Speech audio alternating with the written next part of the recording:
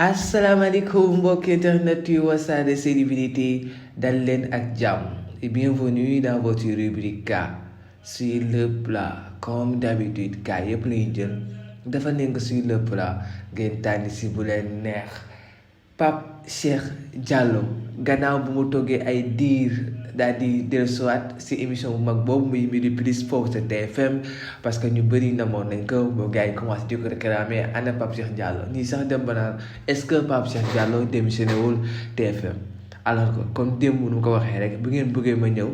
da ngeen may ñaan njëkk rek da ngeen koy ñaan mu mel ne ko waaye mu ànd ak njëkk kese nag su dul loolu du ñëw alors.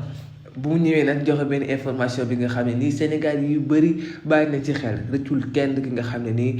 yaa ngi doon seetaan mercredi boobu la émission boobu di Midi Plus mu invité woon fa kii di mun nañ wax ni suñu tante wala suñu tëri sax en tout cas Sodo Boussa bi nga xam ne ñëpp koo bëgg ñëpp a koy safoo à chaque fois bu yéegee si kaw scène mu daal di neex trop Pape Cheikh Diallo yëkkati ay kàddu ne incha allahu rabbi maanaam samedi bi day dem si kër exam bi nga xam ne ñëpp xamoon nañ ko te mu doon liggéey foofu sa TFM muy Aidarra moom daal dina seeti kii di Aidarra ànd ak kii di Sodo Boussa incha allah dinañ dem di ko seeti est-ce que lañ yaakaar ni ñoom ñaar dafa am benn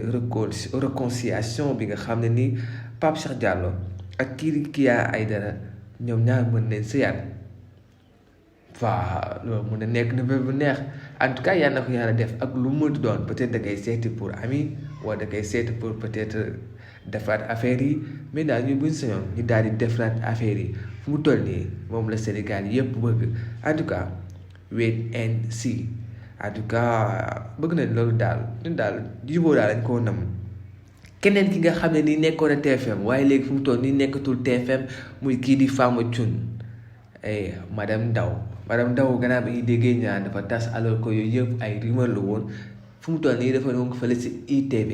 mu demee ITV nag dem si émission bi mu organisé woon mu invité woon kenn ki nga xam ne nii Sénégal ñëpp ràññee nañ ko waaye tamit fu mu toll nii ñëpp a ngi bàyyi xel gannaaw bu mu bàyyi Sidi Diop dem fële si Wally Ballago Seck muy kii di Umaro moomu nag démb moom tamit def na benn annonce bu doy waar fu mu toll nii kenn toppatul Ousmane Sonko kenn toppatul maanaam kii di Macky Sall waaye kii yu topp mooy Wally Ballago Seck Umaro moomu ne nee na si ay kàddoom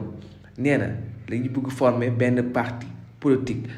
politique bi nga xam ne ñoo ngi ko tuddee jàmm réew mi nag kii président bi muy kii di Wally Ballago Seck première dame mooy soxna Aidarra waaye moom mooy porte-parole bi donc lim na ba lim premier ministre rek ministre de la communication ñoom ñëpp daal lim na leen en tout cas Umaro fu mu toll nii parti bees daal la woote ak jàmm réew mi mbokk internet yi Wassare célébrités lii loo indiloon tey seen biir bi K sur le plat comme d'habitude K yëpp lañuy jël defal nañ ko sur le plat ngeen tànn si bu leen neex ak votre frère Mamadou Rassoul n'oubliez pas de vous abonner sur Wassare célébrités ciao.